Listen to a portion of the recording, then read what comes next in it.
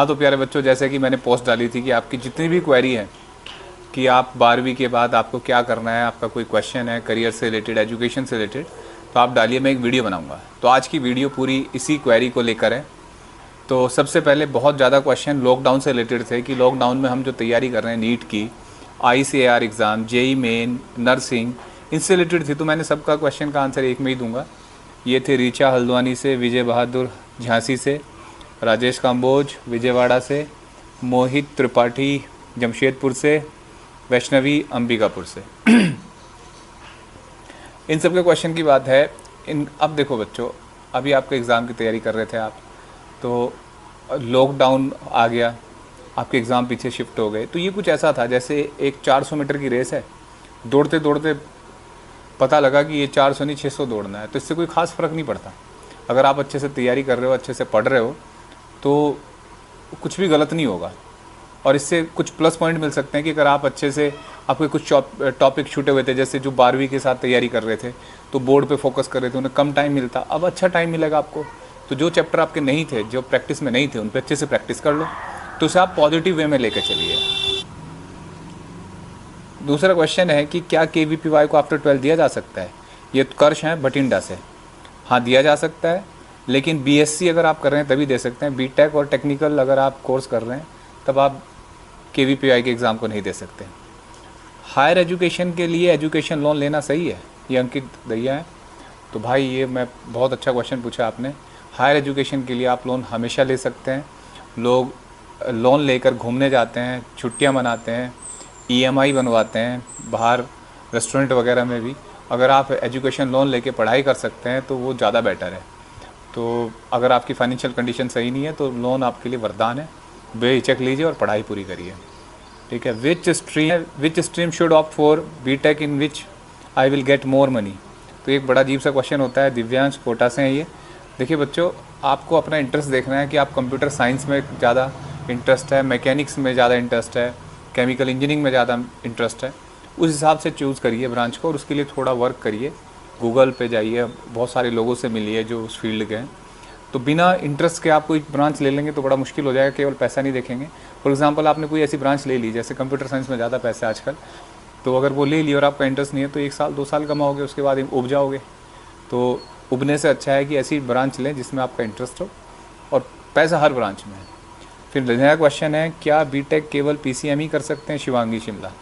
अब से कुछ साल पहले की बात करें तो हाँ, केवल BTech PCM के लिए थी, लेकिन आपको जान के हैरत होगी कि अगर आप बायो इन्फॉर्मेटिक्स, एक ब्रांच आई है, कुछ कॉलेज हैं जैसे अभी वेल्लोर इंस्टीट्यूट ऑफ टेक्नोलॉजी है, उसमें बायो इन्फॉर्मेटिक्स अगर BTech करना चाहते हैं आप तो कर सकते हैं। PCB ग्रुप का भी स्टूडेंट BTech बायो इन्फॉर्मेटिक्स कर सकता है। अब अगला क्वेश्चन है, अगर नीट MBBS ना मिले तो BMS BHMS BDS लूँ या अगेन ड्रॉप करूँ? पीयूष अरोरा, चंडीगढ़। ये बहुत जल्दी आप सोचने रहे हैं कि ऐसा नहीं होगा। अभी आपके पास 1-1.5 महीना है, बड़े अच्छे से मेहनत करिए और तैयारी करिए। MBBS मिलेगा। और अगर BMS और BMA इनकी बात करते हैं तो ये भी बुरे कोर्स नहीं है, लेकिन अभी ये सोचना मेरे हिसाब से गलत है। अभी आप अपनी पढ़ाई पे फोकस करिए। फिजिक्स ओलंपियाड की प्रिपरेशन कैसे करूं? ये बहुत सारे लोगों का क्वेश्चन था। 3 लोगों के मैंने नाम लिखे हैं, कुछ के नाम आए नहीं थे। अविका है मेरठ से, विभांकर है कोलकाता से, मोहम्मद यूनुस है रांची से। बच्चों, इसकी पूरी वीडियो मैंने बना रखी है। आप जोन सी भी क्लास में, चाहे 11th में है, 12th में है, उससे पहले हैं, कैसे तैयारी करनी है, पूरी वीडियो आप उसे देखिए, आपको पता लग जाएगा। फिर भी क्वेश्चन होंगे तो डाल देना।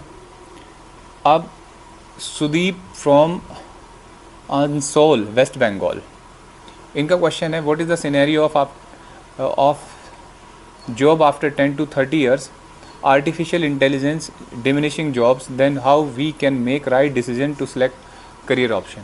भाई बहुत गहरा सवाल है, बहुत थिंक टैंक वाला क्वेश्चन है कि 10-30 साल में आर्टिफिशियल इंटेलिजेंस हमारी जॉब को खा जाएगी, कैसे चूज़ करें कोई करियर। देखिए, आप अभी 12th के बाद तैयारी कर रहे हो, आप ऐसे सोचिए कि आर्टिफिशियल इंटेलिजेंस हर फील्ड में आएगी, ठीक है, लेकिन डॉक्टर, इंजीनियर, CA, ये कुछ ऐसे प्रोफेशन है जो बढ़िया प्रोफेशन है, ये हमेशा सेफ रहेंगे। और आर्टिफिशियल इंटेलिजेंस अगर किसी फील्ड में आती है तो वो वहाँ के एक्सपर्ट की तो ज़रूरत पड़ती है ना उस फील्ड के। तो जिस भी फील्ड में हैं आप, अगर वहाँ के एक्सपर्ट हैं तो आप कभी भी नौकरी की आपको चिंता नहीं है। आप अपने फील्ड में खिलाड़ी बन के रहेंगे तो कभी आपकी नौकरी को कोई नहीं खा सकता। तो जो इफ़ेक्ट आएगा पूरी इंडस्ट्री पे आएगा, आप अकेले नहीं होंगे और उससे बच नहीं पाएंगे, ठीक है। तो इसलिए घबराएं ना, किसी भी फील्ड को, अच्छे फील्ड को चूज़ करो और वर्क करो। Priyanshu Soni from Amethi, which is best, nursing, BSc nursing, BSc occupational therapy, lab technician, BMLT. देखिए, अगर बात करें सबसे ज़्यादा डिमांडिंग की, एवरग्रीन की, तो वो हमेशा बीएससी नर्सिंग है, इन जितने भी कोर्स हैं। लेकिन BSc occupational therapy, lab technician और बीएमएलटी ये भी डिमांडेड है। बीएमएलटी भी अच्छा कोर्स है। बीएससी ऑक्यूपेशनल थेरेपी मैंने वीडियो बना रखी, ये भी अच्छे कोर्स हैं। जो सबसे ज़्यादा डिमांडिंग, जिनमें सबसे ज़्यादा पैसा है इन 4 कोर्स में, तो वो बीएससी नर्सिंग है, ठीक है। तो अगर केवल फिर वही बात आती है कि पैसे की बात करें तो ये है, और अगर इंटरेस्ट की बात करें तो आप इंटरेस्ट देखिए कौन से में आप काम कर सकते हैं। नर्सिंग फील्ड है कि रात दिन की ड्यूटी होती है, तो चैलेंजिंग है। एक मेरी स्टूडेंट ने उसकी डीमेरिट्स और मेरिट्स पे एक वीडियो बना रखी है, आप उसे देखिए प्लेलिस्ट में जाके, आपको पता लग जाएगा। ये जो ऑक्यूपेशन थेरेपी, लैब टेक्नीशियन और बीएमएलटी, ये थोड़ी कंफर्टेबल जॉब है नर्सिंग के मुकाबले, तो इतना अंतर है। बाकी लगभग सैलरी वगैरह की बात करें तो सब में सेम ही है। Tushar, Delhi, if we not get college through JEE main, then which college I should opt for BTech computer science. अगर आप दिल्ली से हैं और आपको जेई मेन से कॉलेज नहीं मिलता तो पहले तो मिलना चाहिए, अभी आप इतनी हिम्मत ना हारें, आपके पास बहुत टाइम है।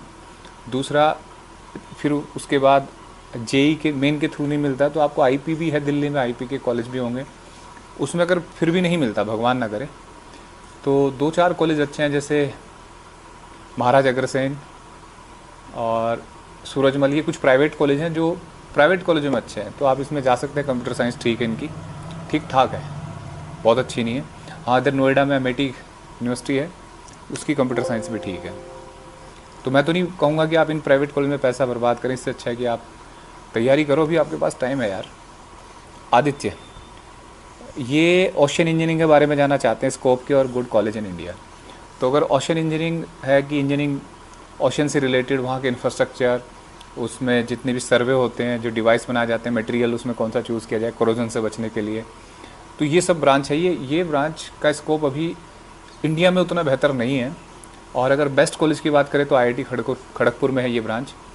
तो और इसी के पैरेलल चलती है नेवल आर्किटेक्चर, तो दोनों लगभग एक जैसी हैं। तो उसके बारे में मैंने एक वीडियो बना रखी है, उसे देख सकते हो आप, मर्चेंट नेवी में बताया इस बारे में। तो ओवरऑल अगर बात करें तो इसका स्कोप उतना बेहतर नहीं है अब इंडिया में। तो मैंने जो एक्सपर्ट से बात करी है या इस फील्ड के लोगों से बात करी है, क्योरा पे चेक करा है, अभी आप बेटर हैं कि आप कोई और, अगर आपका इंटरेस्ट इस फील्ड में तो आप जाइए, अदरवाइज़ मेरे हिसाब से उतना स्कोप नहीं है अभी। शिवांश हरडा एमपी से हैं। How to manage preparation of SAT and TOEFL extra curricular activity with JEE preparation. देखो, सीधी सी बात है, जेई और सेट और टॉफेल के लिए आप जेई की तैयारी कर रहे हो तो सेट के बहुत सारे सब्जेक्ट तो तैयार हो जाते हैं, मैथ्स और साइंस तो तैयार हो जाएगा। लेकिन अगर आप और एक्स्ट्रा टॉफेल की तैयारी कर रहे हो तो जैसे मैंने बताया था कि इनके अपने चैनल हैं, इनके अपने मटेरियल हैं, डेली रूटीन में रखो कि उसको पढ़ते रहें साथ साथ। जैसे सेट के लिए सबसे अच्छा है खान एकेडमी, उनकी वेबसाइट पे जाइए, उनके लेक्चर देखिए, टेस्ट सीरीज तैयार करिए उनकी, इनफ है, पैरेलल चलते रहो, तो ये काफ़ी है। उसके लिए कोई एक्स्ट्रा नहीं करना होता। जो बच्चे जेई की बहुत अच्छे से तैयारी करते हैं उनके लिए सेट एक लड्डू की तरह है। अच्छा, अब आए हैं बात Karan Singh Ranikhet, can I join DRDO after BSc.